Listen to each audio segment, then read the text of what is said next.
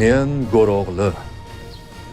Agar ojizlarga kuchimni ko'rsatganimda qahramonligimdan ayrilgan bo'lardim. Bugun sizlar bir-biringizni qo'llash o'rniga jazolayapsiz. Mardlik bu faqatgina kimnidir yengish degani emas. Adolat va do'stlikni qadrlagan insonlar aslida hammadan kuchliroq.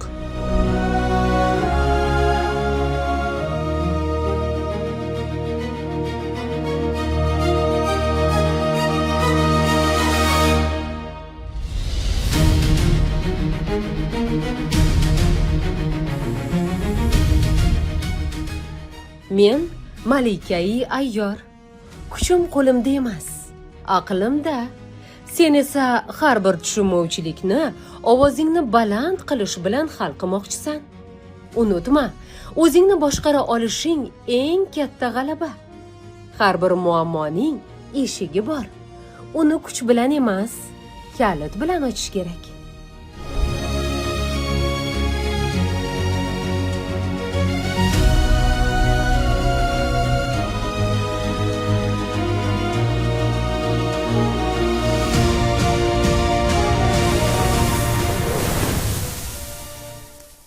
Men Rustam.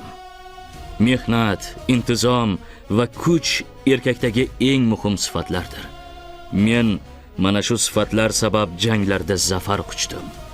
Qahramonga aylandim. Siz esa ishdan qochishga urinyapsiz. Dangasalik qilyapsiz. Unutmang, dangasalik dushmandan ham xavfliroq.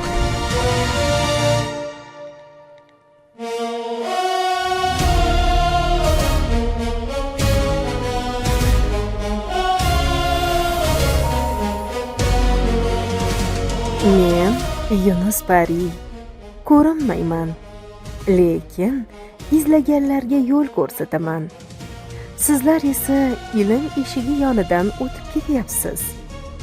Har bir behuda vaqtingiz boy berilayotgan imkoniyatdir.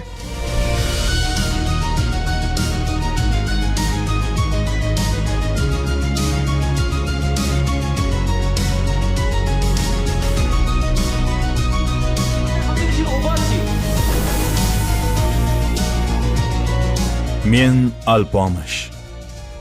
Ota-onaning duosi bilan yo'lga chiqqan yigitman. Unutma, eng katta yo'qotish ularning duosini yo'qotishdir.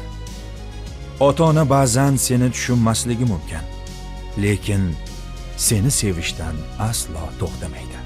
Ota-onangni hurmat qil. Shunda o'z kelajagingni hurmat qilgan bo'lasan. Men Barchinoy. Sabr va hurmat bilan bir oilani asragan qizman. Ota-onaning qalbini sindirish o'zing suyanadigan tog'ni qulatish bilan teng. Agar ular sen sabab ko'z yosh to'kayotgan bo'lsa, bilginki, bu sening eng katta mag'lubiyating.